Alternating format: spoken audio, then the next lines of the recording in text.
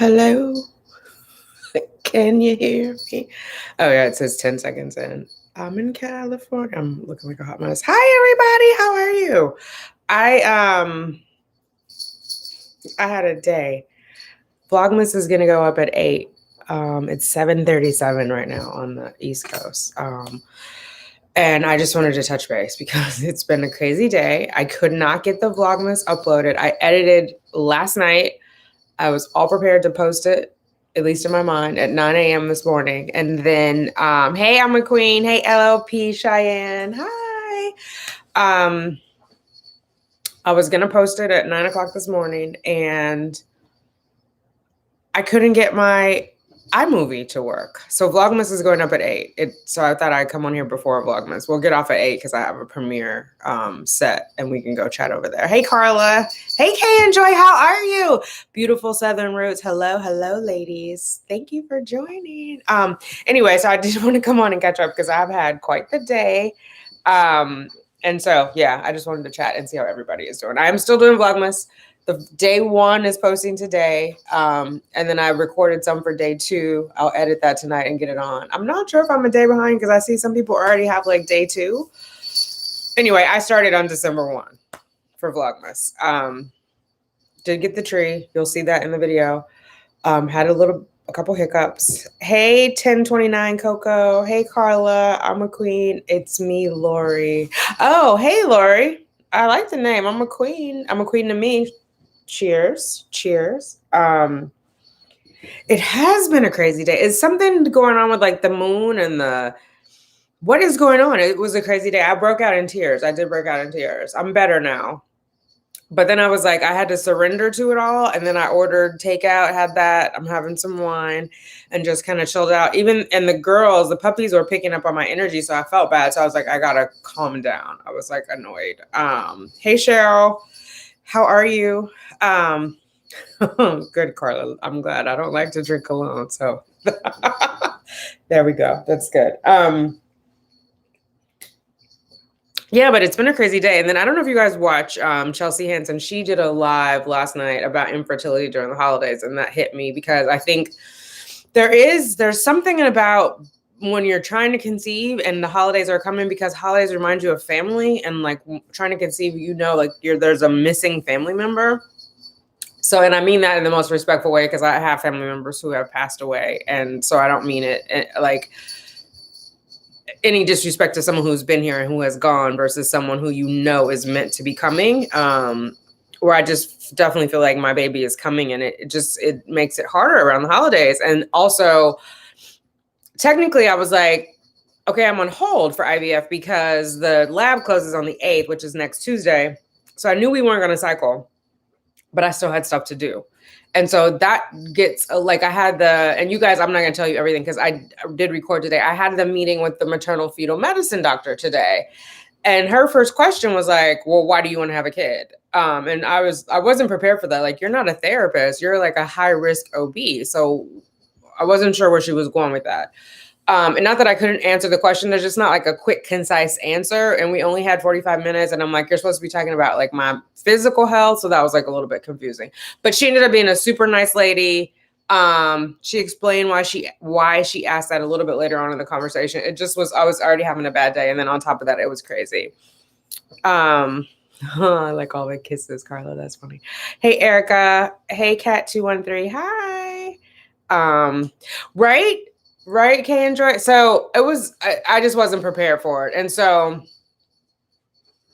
that, and then I was looking at the comments, and I had a little rant earlier because someone was asking me, like, why don't I just adopt? Which I don't know how many times I have to answer that question, or like, what's the difference? Do you just want to get pregnant? I don't think anything about infertility, like how you choose to go in your next step in your infertility journey, is just, right? It's not like, oh, I'm just going to do that because that's easier. There's an emotional part of it that we have to reconcile with our heart and minds. And so, yeah, I just lost it earlier. I'd lost it. I was like, between that and it's the holidays, I want to do Vlogmas. I want to be cheerful, but I have to be honest too. So you guys are tomorrow on the day 2 Vlogmas, you'll see the real.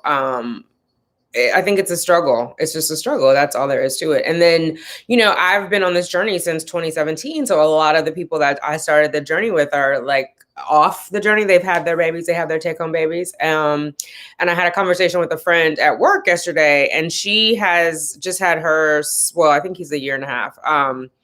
But she was like, well, maybe it's easier for you because you already have a child. But at the same time, she's also about to do another transfer. I don't think that makes it any easier. Like, and I'll equate it to this. So my brother was murdered in 2001, and he's my mother's middle child. And I remember people kept telling her, well, at least you have 2 other children. That was the weird thing, and it bothered her. And I'm very protective of my mom, so I would like pop off. But I was like, that's not a substitute. So in the same way, like, because you have a child and you want another one, it's still not a substitute. Like, the heart wants what it wants. And I'm sure my mom was grieving just as much as if Effion, my brother, had been her only child versus her middle child. Like, I don't think I can replace my brother or my sister. You know what I mean? Like, so I think sometimes people are just reckless at the mouth. That's all I'm gonna say. Like, and around the holidays, protect your heart. And so I'm in a no fucks situation, as in I'm all out of fucks. And so I'm going to say what I'm going to say. Like, if somebody's going to pop off at me, I'm going to pop off back. Like, watch your mouth. And so that's where I am. People are just like saying, like, oh, well, you have another kid, or why are you doing this? Why don't you just adopt? And like, please Google adoption if you don't know about it. It's not a just adopt. It's not like, oh, I'm going to pick up a phone and call somebody and they're going to deliver a newborn baby to a single Black mom in New York City. Like, come with it, y'all. Come with it. So anyway, yes, Cheyenne, people are insensitive. It's no one's business what avenue you wish to take.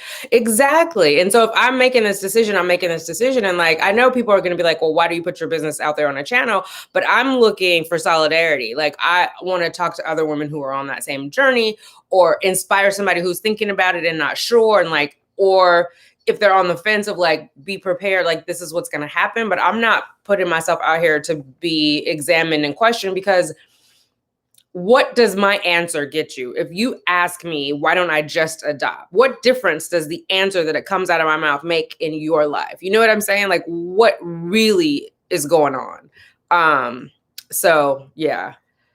Oh, thank you, Cheyenne. It's rough, but I only bring it up to like make a point about like one child is not replaceable for the other. So you guys, some of you who were here met his daughter. She came out to see me, Lexi Poo.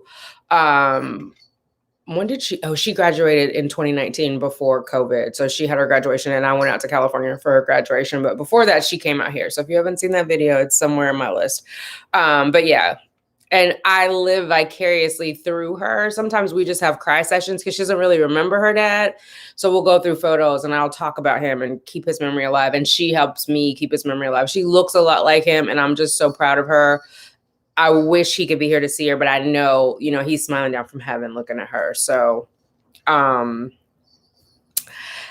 all right. Hey, lovely. Hey, Genesis. What's going on, girl? I'm on here ranting. I got my wine. I'm ranting. I have an 8 o'clock video coming up. So we have 15 minutes for my Vlogmas, but it was a time. It was a time getting it.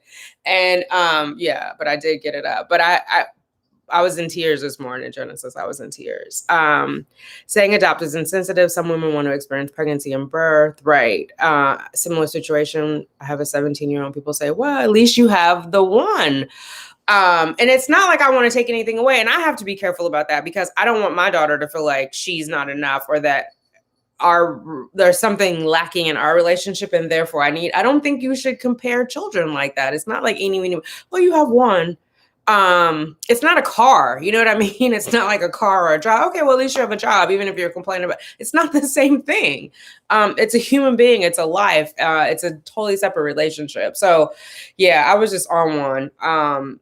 But though, why don't you just adopt, or are you not adopting just because you want to be pregnant? Like, I think those are stupid questions, quite honestly. Like, Google the difference between adoption and IVF. So it's not a just of like, if you just look at the technical aspects of it, right? Like the actual variation, then you have to take into consideration everybody's emotional and mental state. It took me a long time. I mean, those of you who have been with me since 2017, it took me a long time to get to donor eggs. I was not mentally prepared. I was not mentally ready to let go. And there are people who were in the same boat as me and they already went to donor eggs 2 years ago and now they have a 2-year-old or 1.5-year-old. You know what I'm saying?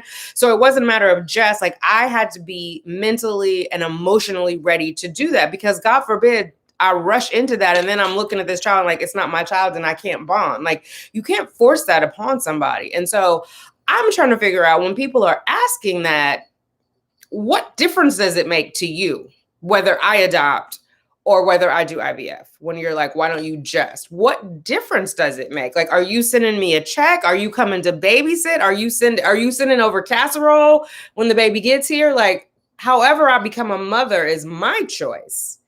I have to be okay with it. So anyway, I'm gonna get off my rant. Isn't 3 enough? And angry that I was pregnant. Oh my God. Exactly. Genesis, you just want to chin check people. So that's what I was saying before you came on. I just been popping off at people because I'm fresh out of fucks.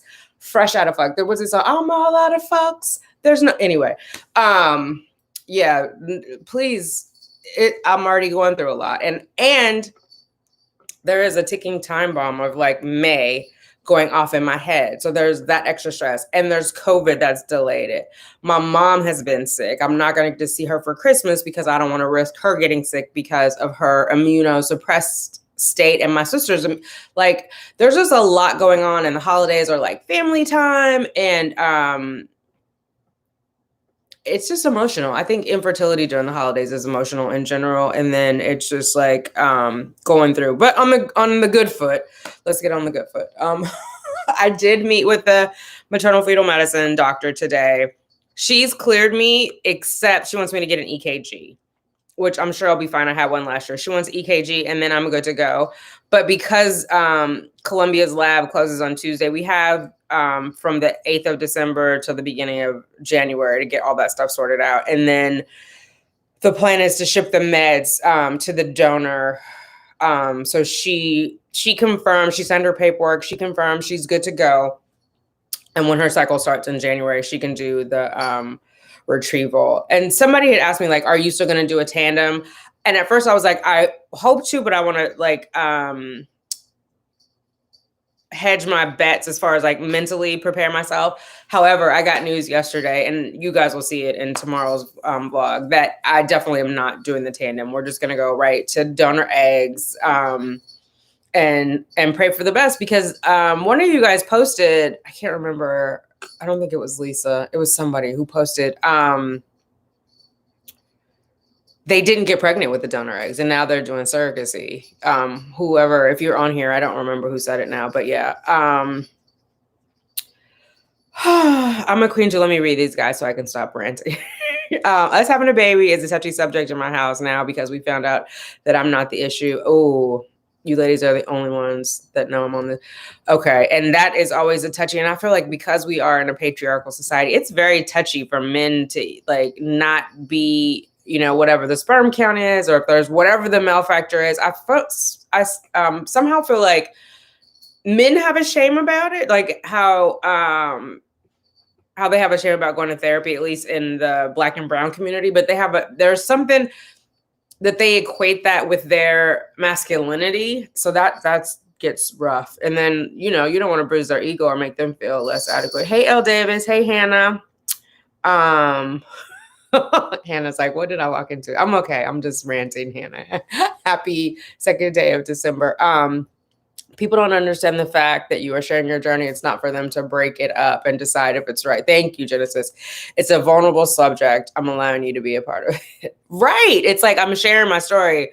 Like you're along for the ride, but you're not the writer of the ending of this story. 2 stepchildren, but still want our own together. The whole journey is hard. Yeah. That it's definitely okay. People need to stop telling people to adopt and not use donor eggs or do IVF. Stop trying to tell people how to live their lives. Just worry about your life. Best wishes. Thank you, Lisa. Hannah said bye, as in BUY shopping. Hi, Mimi. Are you going to freeze any eggs? Is it a full cycle retrieval? At Carla Hay. Yeah. So I think I talked to Dr. McConnell yesterday. Right. What's today? Tuesday? Oh no, today's Wednesday. Either Monday or Tuesday. I talked to her. It had to be Monday because I work from home on Monday. And she said we were likely to do a freeze all. And then, so that would be in January if everything goes right. And then February, we would do the transfer. And so this also sounds crazy, but I want to have the baby. God willing, it sticks, obviously. And then 6 months after delivery, I want to do another transfer. I know it's crazy, but we'll see how it happens. Men feel ashamed because for years they equated infertility with women only, so it's taboo. Yes, yeah, that's true. But I wonder, Erica, do you think if they equated infertility with women, did they view women as less feminine or less womanly if they were not able to get pregnant? You know what I mean? Because this, and I'm saying this because I have this whole other, if you go for a sperm donor, right? If you go online, like if you just are nosy and want to see what I'm talking about, go on California Cryobank. If you look at the men's sperm donors, the pictures of them are all when they were children. Some of them have the advanced profile and they show them like not as infants, but maybe toddlers, maybe junior high. But when you look for female donors, they show you adult women. And it's like, I don't want that woman. Thankfully, Columbia didn't do that. They did like celebrity lookalike, but it's like, I don't want that woman's face in my mind. Like, what if I run into her on the street one day? You know what I mean? Or I'm like, oh, is that her? But is that for the woman who's picking the donor, or is that for her husband to be like, yes, I want that woman's eggs with my sperm? You know what I mean? Like there's a weird kind of double standard with the infertility, men versus women. They do feel women. Oh my God. Oh, I'm sorry, Erica. That is just not fair. Hang on one second because the dog is, I don't know how to mute this. Oh, wait, here we go because I don't want you guys to hear.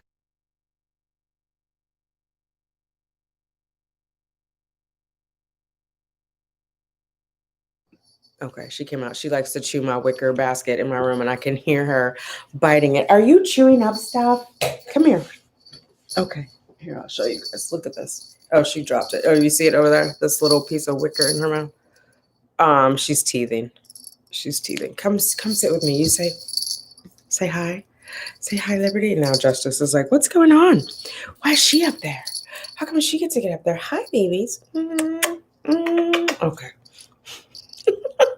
They slept most of the day. And then I felt bad because they weren't in a good mood because I think they felt my energy. But I'm better now. They slept most. They're in a growth spurt right now. So they've been napping a lot. Hard on ourselves. We are hard on ourselves, right? And it does feel like sometimes is it because we feel like we're defective or if, woulda, coulda, shoulda. It's hard. It's just a hard road. I don't wish it on anyone. 6 months later is ideal because your body is still in the motions. Yes. So let's speak it into existence. I'm just hopeful and prayerful that the first transfer works and that goes well. The maternal fetal medicine doctor gave me a lot to think about though. One, because I have the one kidney, they're going to monitor me closely. I'm going to have a blood pressure machine at home. Like she said, there's a much higher concern of preeclampsia. And my creatinine, she wished it was a little bit lower. I just had my appointment with the nephrologist a couple weeks ago. So it's interesting because she can see all my blood work like in the Columbia portal connect. So, excuse me, it's 3 different institutions, but they can all see. But anyway, she said I'd take baby aspirin. And I asked her, was that okay because of my the one kidney situation? I'm not supposed to have NSAIDs or like regular aspirin, but she said it's such a low dose. So that's meant to help, but I'll have to take my blood pressure every day. They'll have to monitor me. They'll do a scan at 18 weeks, like an anatomy type scan, and another one at 22. They want to look at the heart of the baby. There's a higher risk of like heart issues with IVF babies.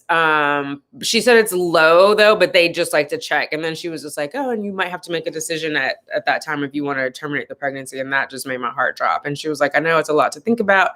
But she said it's very rare. She's just trying to like level set all my expectations. So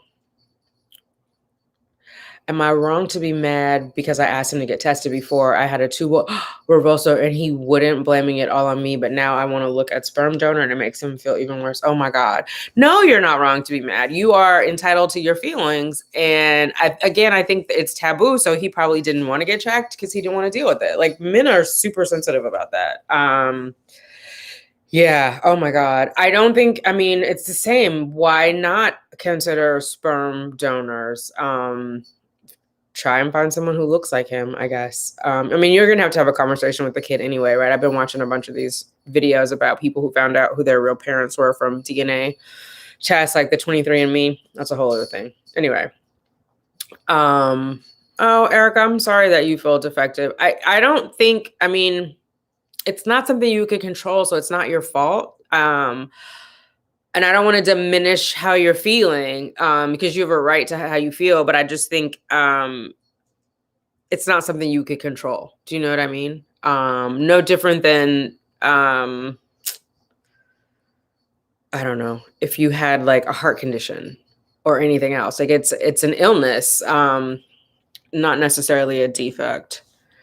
Beautiful dog has the puppies ease some of the emotions that come with this roller coaster. IVF should come with the side of sarcasm and tantrum. But oh my God, thank you. Thank you for saying that, Genesis, because I do I have had a couple tantrums.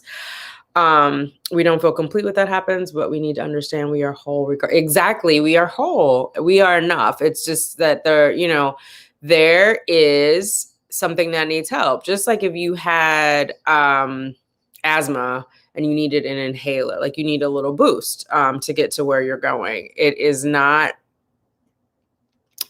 something you could have done differently to change how you are, if that makes sense. It's not like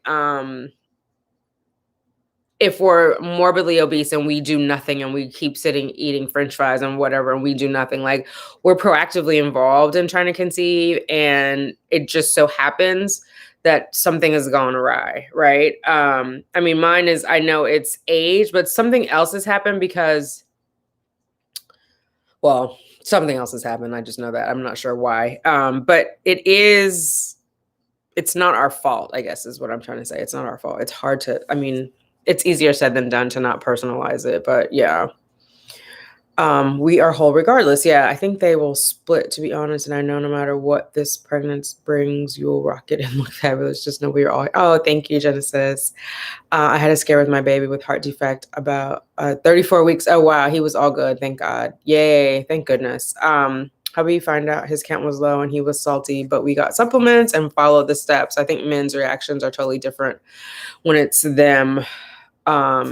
He said, just let's not do it. Yeah, I think it is. I think it has something to do with like their manhood. There's one woman, I can't think of her name now, but she was on YouTube and she did, oh wait, it's 8:00. We're going to go over to the premiere. Well, we'll talk for 2 minutes and then we'll go over to the premiere. He had to have the testy surgery where he didn't even have enough sperm to even come out and like do a wash, because you can do ICSI where they take one single sperm and do the injection if there's issues, but they put him to sleep and had to go in and get sperm out, and then she did get a embryo out of it, did get pregnant, and then had a miscarriage. So and they put it on YouTube, and I thought it was like super brave. But then I guess I'm feeding into the stigma, because why is that brave? You know what I mean? Like, but he was willing to share it. She was willing to share it. And I think representation matters. You need to see people going through those things so you don't feel alone. And it's okay. Like, it's a human experience and there are other humans having that experience. House is so beautiful. Oh, thank you. Oh, thank you. Girl, I'm still trying to get it all settled up. It's settled out. It's smaller than the other place and I'm trying to organize it. Like, my dream is to have a tiny house, but the organization it's a beast, meaning like, everything having a home and keeping it tight and keeping it right. It's interesting. And Cheyenne is not necessarily down with it. I think she'll go with the program, but she's not like partnering with me to get it done. So I'm doing it when she's gone and then explaining when she comes back, like, this has to go here. So, but thank you. Thank you. I appreciate that. Fertility Center of Illinois wanted to do the surgery. Now my husband said he don't need to. Oh, and he walked out of the meeting. Oh my God. Oh, so they offered for him to do the surgery. Okay. Oh, wow. L. Davis, my husband had low sperm as well. And what they did, the single sperm and injected into the egg in order for the embryo and got, oh, wow. And got 5 embryos. See, like the ICSI does work for that reason. So most of the time, if there's a male factor and the sperm can come out because they look at it and they can see like, you know, the premium sperm and they pull them out. So that does work. I mean, science is amazing. It's come a long way.